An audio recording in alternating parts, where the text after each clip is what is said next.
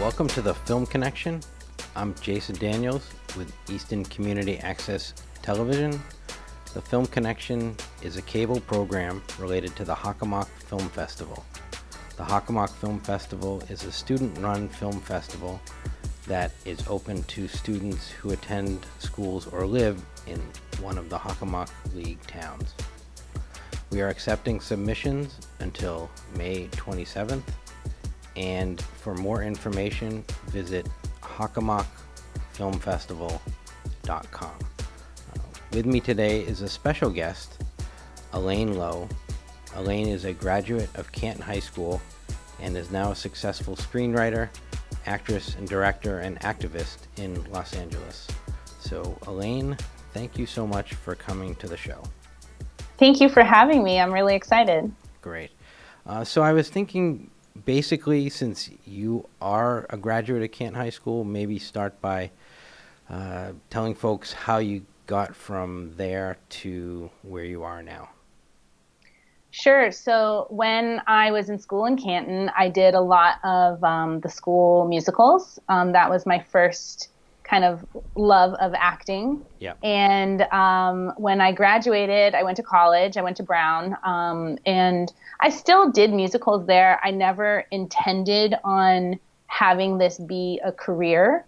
But when I graduated from college and I was thinking of careers, I was like, what do I want to do? Maybe I'll keep, stay in school, go to law school, or I don't know. And someone who I was close to said, well, why don't you be an actress? That's the thing that you've always loved. And I was like, no, wait, maybe, And so what I decided was that I shouldn't quit before I tried.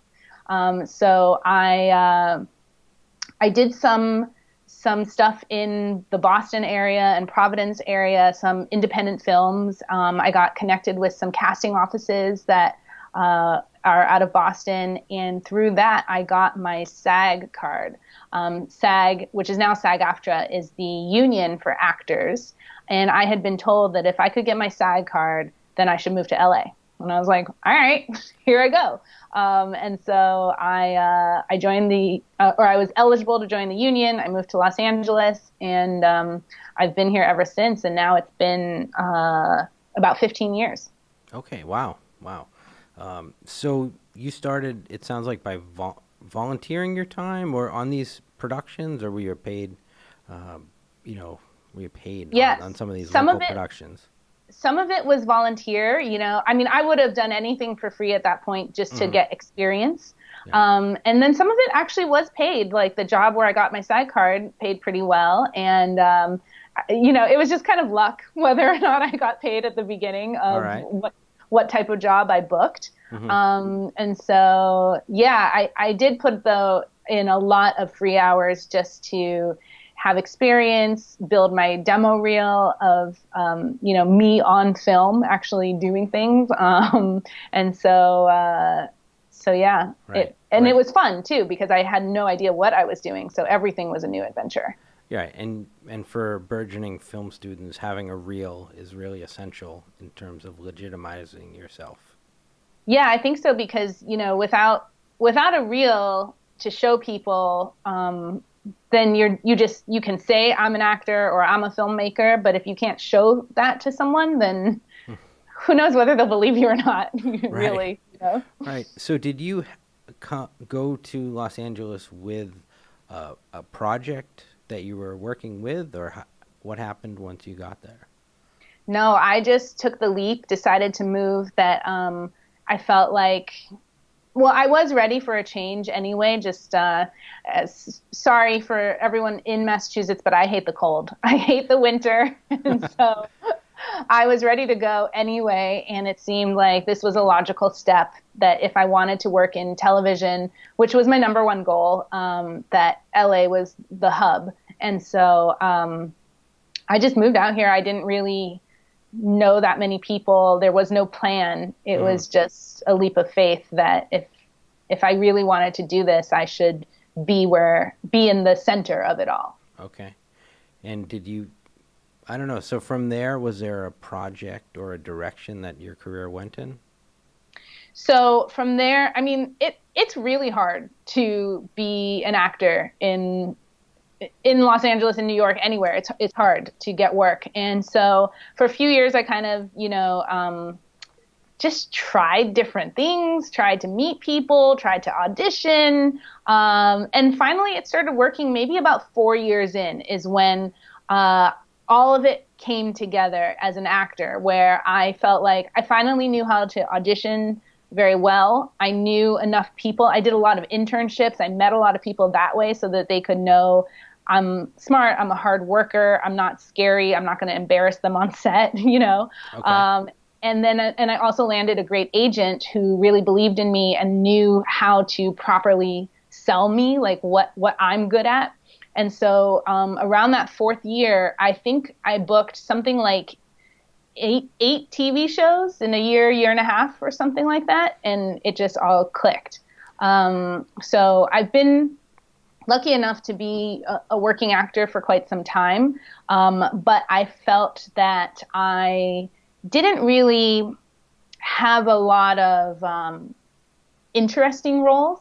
So at the beginning, you'll take anything, right? It's like, hey, here's your coffee. And you're like, yes, I have a great line in a TV show, right? Right. But after a while, those become a little bit boring, and I needed something more fulfilling creatively.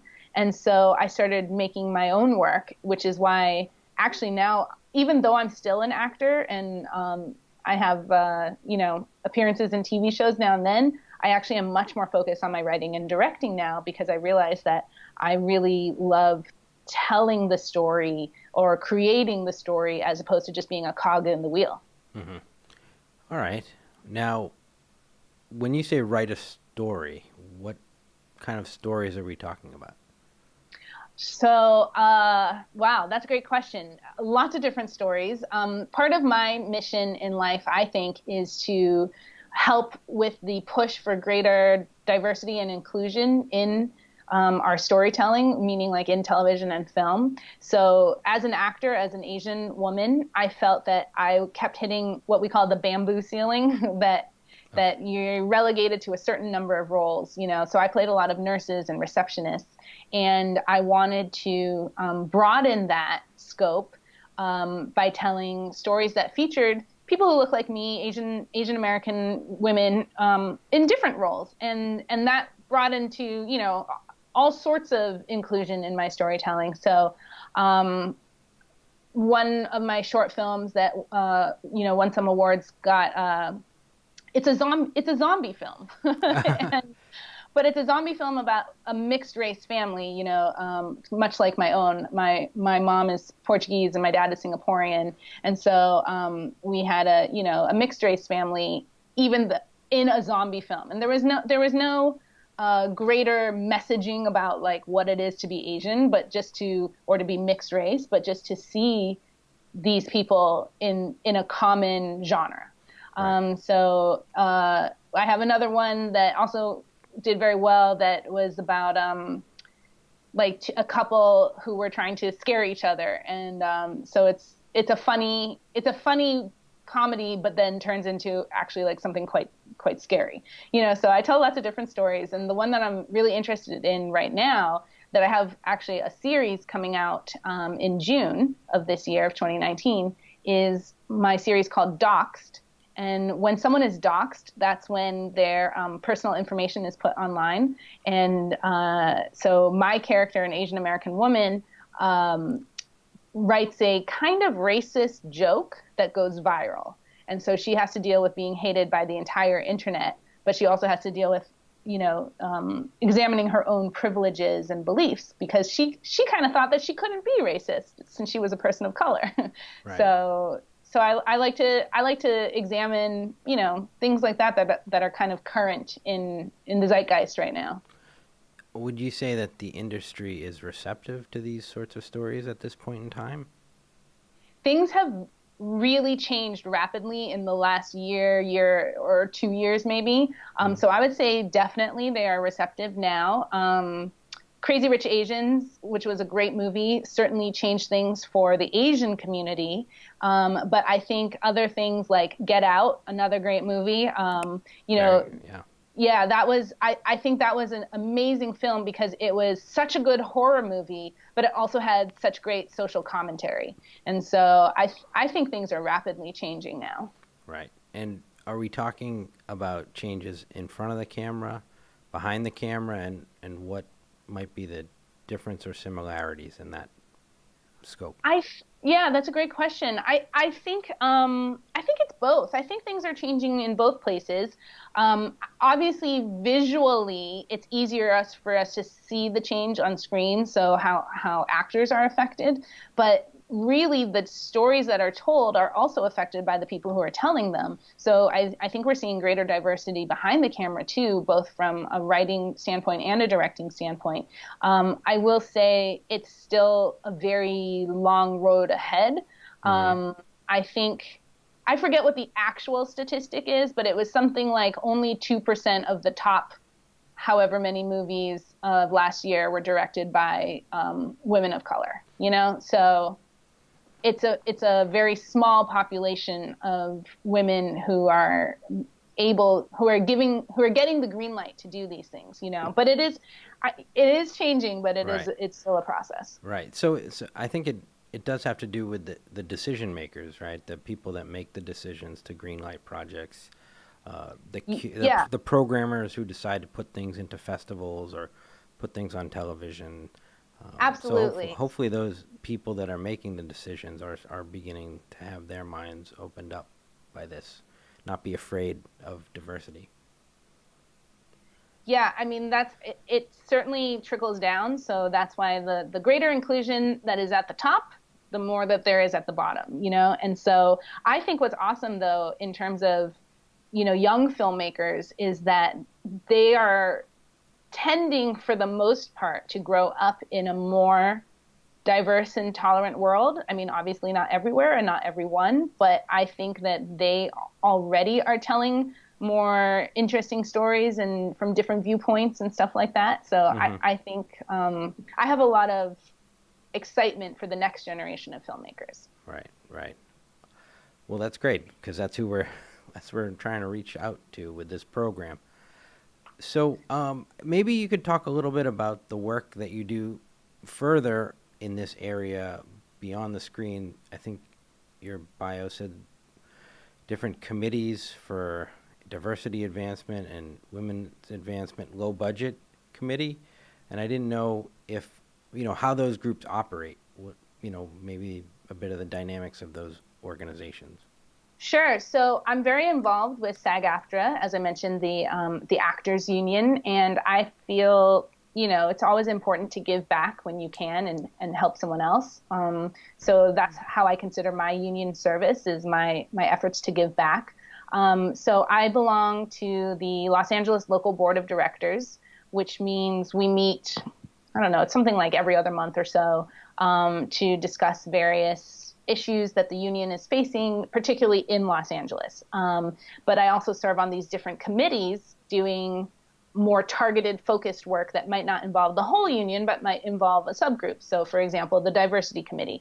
We are always trying to push initiatives and educational things that help people realize, the benefits of diversity. For example, it used to be thought that you know, a non-white lead would not make as much money in a film or TV show, which just isn't the case. Actually, it goes the other way around. Or, for example, women, a woman-led movie. I mean, we just saw Captain Marvel broke, a bunch of records and stuff like that. So, Sure. so sometimes there are targeted things like that. I also, on the low budget committee, work on the contracts for lower budget stuff. So every film or TV show has a particular union contract that goes with it. And most of it has to do with budget level. That if you're spending a certain amount of money to make a movie, then you have to pay actors a certain amount of money. And if you are an independent filmmaker like I am, you might not have all that money. So we need different tiers of contracts in order to be able to hire who you want, but still obey the union rules. So for student filmmakers, it's a much more lenient contract in terms of stuff like that. That if you want to use union professional actors, you can without having to pay them, those bigger TV or film type of rates that they might otherwise be accustomed to. So we do a lot of work on that, of making it easier for independent filmmakers to make their movies in a union way. And I also belong to another committee called MORE. The MORE committee is about member outreach and education. So we also, for example, later this month, we're doing a thing with a college that's coming into SAG-AFTRA to learn about the union, like what the union does for actors and for them if they want to become actors, or if they're filmmakers and want to use union actors, that type of thing. So I think there's a lot of either misinformation or non-information on the behalf of independent filmmakers, to learn how to work within the rules so that they can get the best quality product from, using professional actors and stuff like that. Right.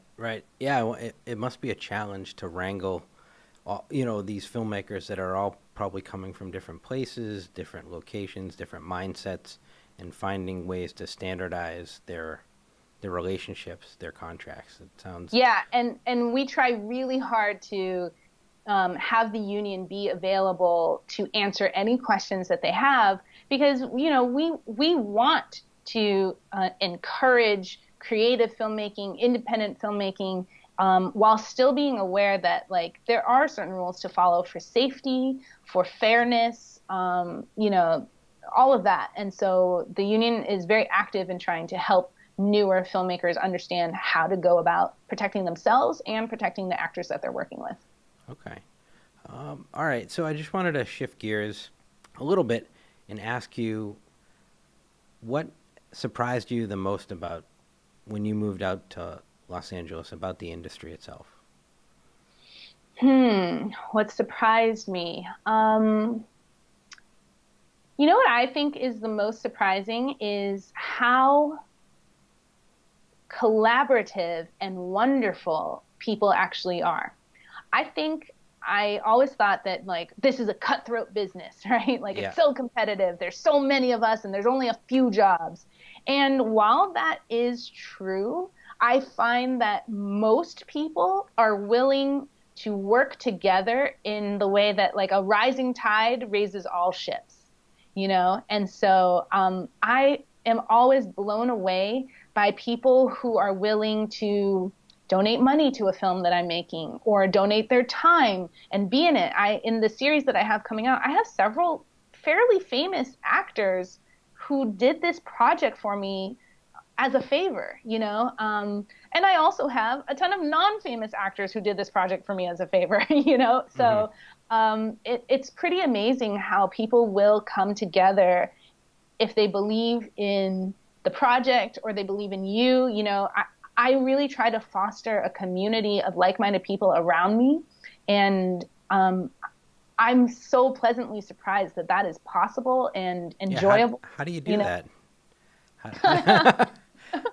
I don't know. I mean, I think it's I forget what the saying is, but you basically want to be a good person all the time because you never know who's watching. Right.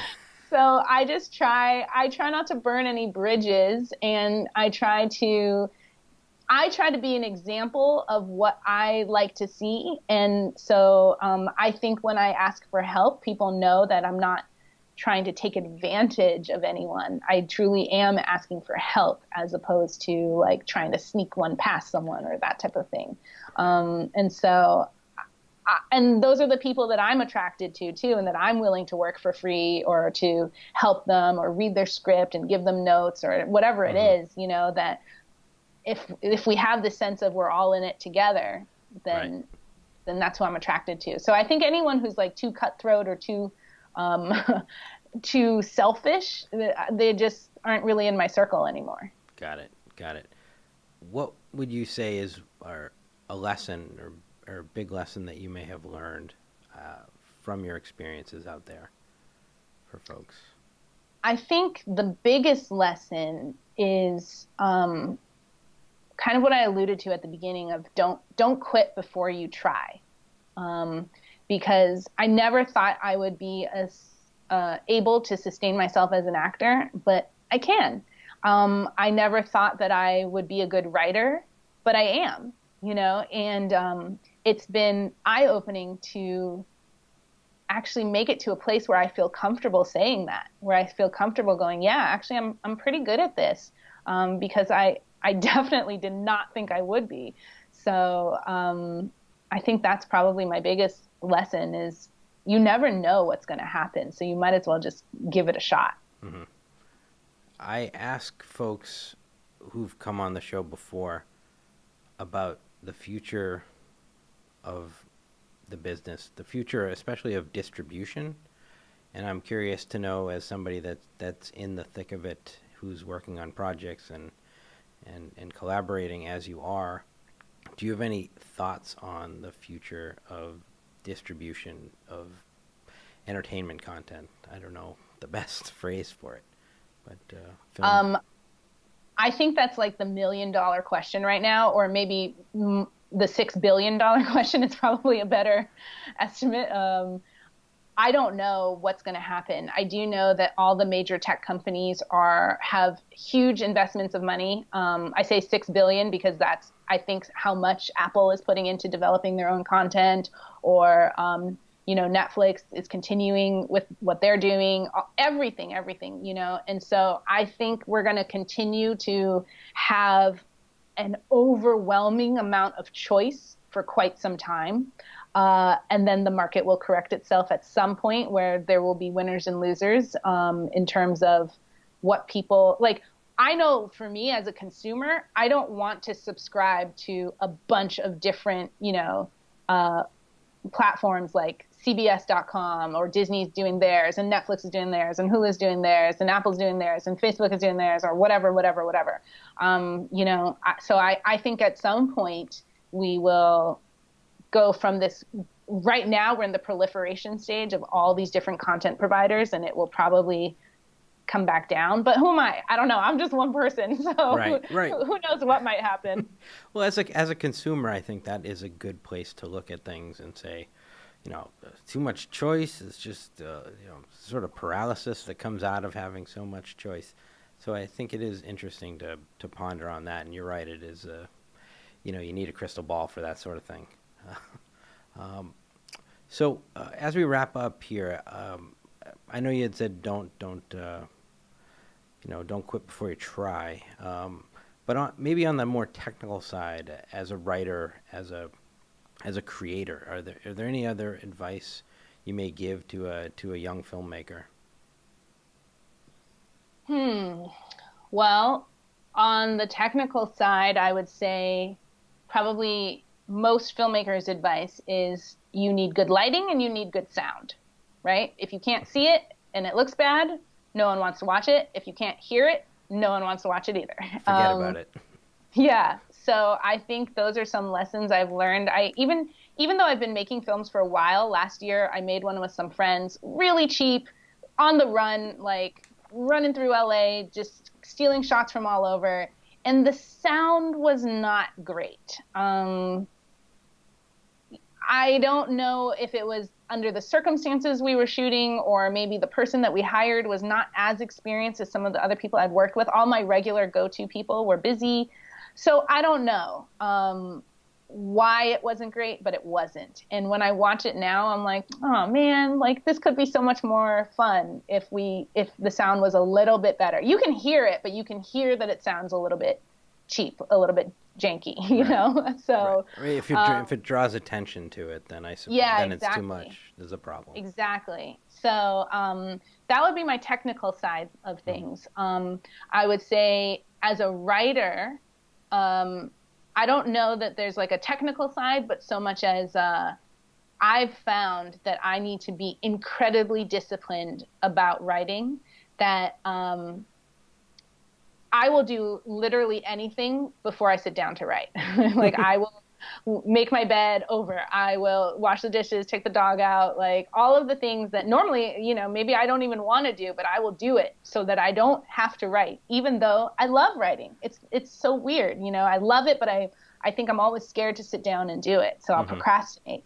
So I found that I have to like set some deadlines for myself. When is this going to get done? How many hours a day am I going to do it? How many days a week am I going to work? Because otherwise time just passes. And I will say, like, one thing about the advantage that your students, who are just starting their careers have is time. And so I would say, like, don't waste it. Like, you want to make your things and get them out there and meet people and show the world what you can do as early as possible, because it just gets harder and harder the older you get. Mm-hmm. So you have to put in that effort up front. Yeah. Well, that's some great advice, really, for any creative, really. So put in the time, be disciplined.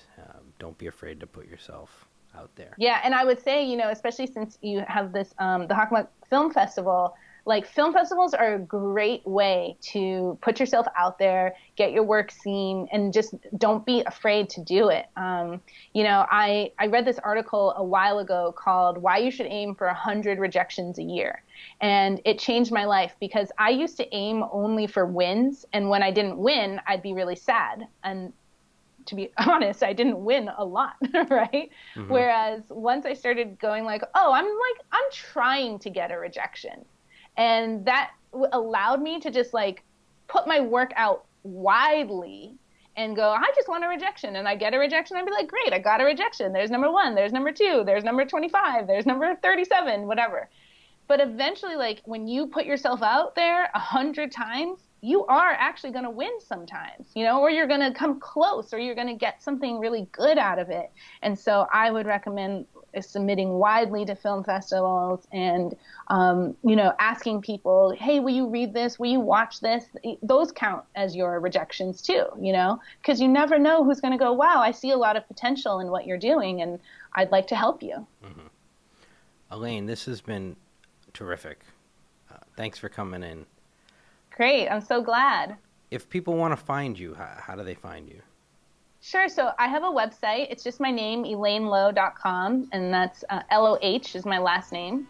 And I'm also on social media. So my professional ones are at that Elaine Low. And they can also find my series, that's the thing I'm really excited for people to follow and connect with that way. And that's at doxed_series on all the major platforms. So I'm happy if people reach out. I am very responsive. Okay. All right. Well, we'll put it out there for folks, and hopefully next time you're in the area on the East Coast, we'd love to have you into the studio too. Cool. I would love to. That would be a lot of fun. All right. Elaine, thanks so much. Thank you, Jason.